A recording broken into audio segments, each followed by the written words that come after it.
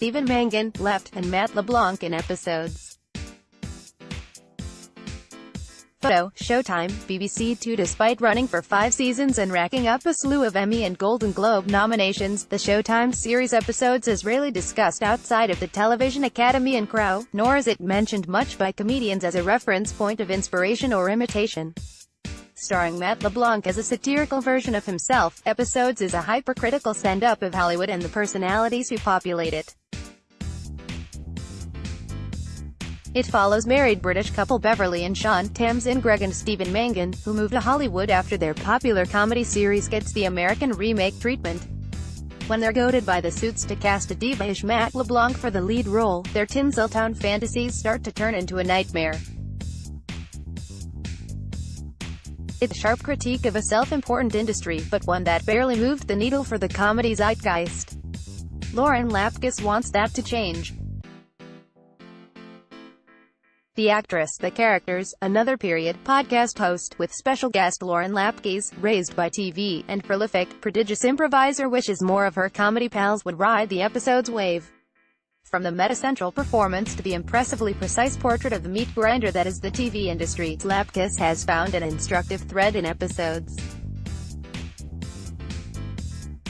And even if its humor isn't as transgressive as the comedy to which she often lends her talents, Episodes still speaks to Lapkus's singular sensibility with its surprising smarts and cynicism.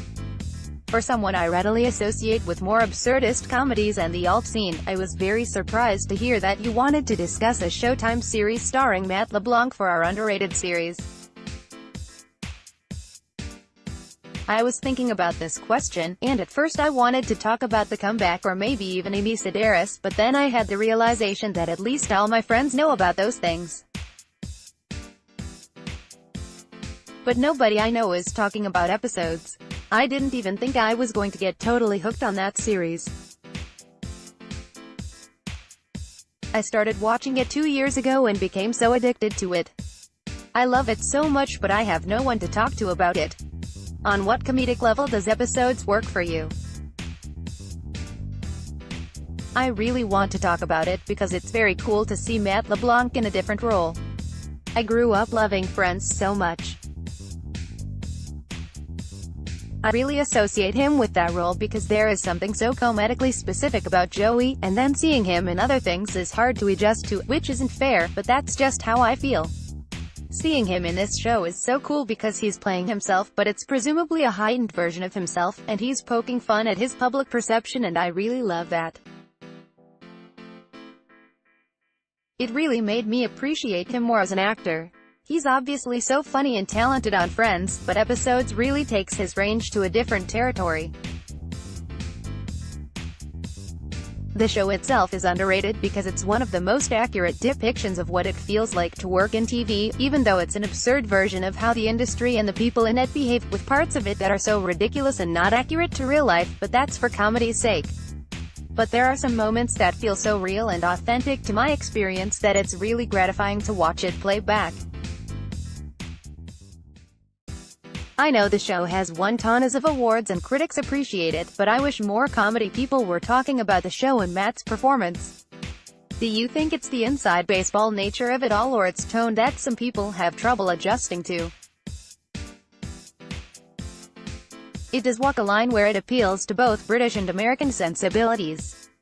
I love a lot of British comedy. It blends these worlds and it grows increasingly funnier as you're watching this disconnect between these worldviews and tones. The way that Beverly and Sean come to America with this amazing and successful show they've created in the UK. And then the second they get to the States, it's instantly watered down to be the most basic, crappy, bullshit show, and then everyone lies to their faces about it being good. There's so much about it that's so crazy and funny and accurate. The stuff on TV in the UK is generally smarter and better because there's less of it. There are fewer actual British networks that are churning out shows and filling the air. Everything is better because there's more quality control. Matt LeBlanc's performance goes beyond self-parody and provides a texture to the meta-narrative that is a searing indictment of the industry. And he really takes it on the chin in Episodes. Yeah, he really does. It's fun to watch too because there are many points throughout the seasons where he does get his way and he wields a lot of power and control, and these yes men around him listen to him and bow down to him. At the same time, everyone kind of hates him. So, watching Beverly and Sean struggle with him and see how badly they want to tell him to go screw himself but they can't since he's their star, so they ultimately just have to bend. Every season ends with them trying to leave LA. Because they can't play this game anymore. But they just can't bring themselves to leave because they keep getting opportunities that are impossible to say no to. That feels really relatable. I have no interest in leaving the business. I'm very excited to be a part of it in any way, but the feeling that you can't control things, that you're kind of just waiting for people in power to tell you what to do next, that's very relatable no matter how much you try to change it. I love watching Sean and Beverly's relationship develop with him in the ways that he screws them over. I don't remember what season it was exactly, but when Beverly finally sleeps with him because she thinks that Sean cheated on her with Morning, Marcia Monroe. As a viewer it's awful, but it's so great. I love the idea of her actually sleeping with him. He's so dumb on the show and she's so smart. This should never happen. But of course it does, and it blows up in all their faces. Is there a particular ongoing joke or character arc that you think really stands out? I love the storyline with Carol, Kathleen Rose Perkins throughout the entire thing. I think she starts off as an intentionally surface-level character and she's kind of a suck-up minion and just agrees with whoever needs their ego stroked at that moment. But then watching her character develop and seeing her depth and also this behind-the-scenes stuff she has going on, like the affair with her boss, I love how it ends up with her having a lesbian relationship with Andrea Savage's character. It again speaks to the nature of those power dynamics that you can't control in this industry, because Carol is ultimately screwed by that too. I think her performance is so wonderful. I honestly feel like nobody knows what this show is. I'm sure a lot of people watch episodes, but in my group of friends, I'm the only one who's seen it and I'm constantly raving about Perkins' performance. She goes on so many journeys on this entire series and you really feel for her. Even if you think her character is kind of dumb, you know there's so much more beneath the surface. Episodes, at its core, is about the performative nature of television even when the cameras aren't rolling, and LeBlanc's caricature of himself, while sensationalized and fictional, is grounded and informed by real things that have happened in his career. Do you rely on that level of self-awareness when improvising or creating new characters? I definitely do. As absurd and unrealistic as my characters are, they're all based on some level of truth, something that I've actually witnessed and experienced, or something I've overheard or even seen online. Watching what Matt is doing seems more challenging in that people could easily assume that's really his true self, even though he's obviously playing up his unlikable side. I'm sure he's also taking from different actors that he's seen behave in bad ways and are insane to work with. I'm sure someone who's worked in this industry as long as him has experienced that a lot. It's a brave thing to take on a role like this. I don't even know where the line really ends between the character and the real Matt LeBlanc. Because then I'll go and watch Man with a Plan, which feels like the kind of show and character he's lampooning on episodes. Here he is back on a network multicam, the same way we knew and loved him on Friends. It feels Black Mirror-ish to turn on CBS and see him on a multicam again after watching episodes because you think you know the truth behind this but you totally don't. Not only are you a master improviser, you've also provided a wide range of voice work for animated series like Bob's Burgers and Animals.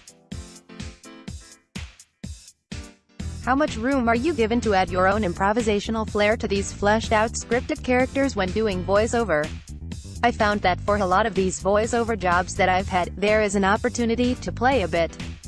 It's been interesting coming from the podcasting world into voiceover because I really wanted to do voiceover for a long time, but it's a really hard thing to break into.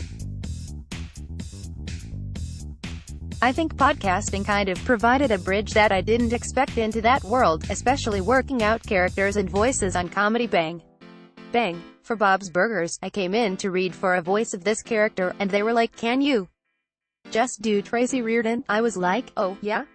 I didn't know that was what you would want." Laughs. It's been really cool to have the podcast fans and now the fans I've made through the voiceover world and get to blend the two. Speaking of voiceover work, you can currently be heard providing the voice of Lotta on Netflix's original animated children's series Harvey Street Kids. How was that family-friendly experience for you? I'm really happy to be on something my family can watch without having to know the timestamp of when I'm gonna do something disgusting and look away. It feels really good to be on a show where it's all very safe for the whole family and also something that I think appeals to adults. The writing on this show is so funny. When we're recording it, we're often just having such a great time. I'm also proud of the final product and I'm proud of the messages that it gives. I think that it's wholesome without being saccharine. Every episode has something for kids and adults to take away from it. What can we expect from this series? Harvey Street Kids is inspired by these comics from the 50s called the Harvey Girls. These three characters, Audrey, Lotta, and Dot, and all of their adventures. So the Netflix show has been reimagined with these characters and they're living on this busy cul-de-sac with tons of other fun, interesting, unique kids.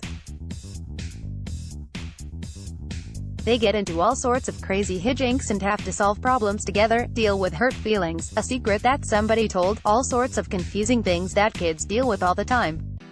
The show figures out how to handle them in a fun way. There's nothing done in a boring way on Harvey Street.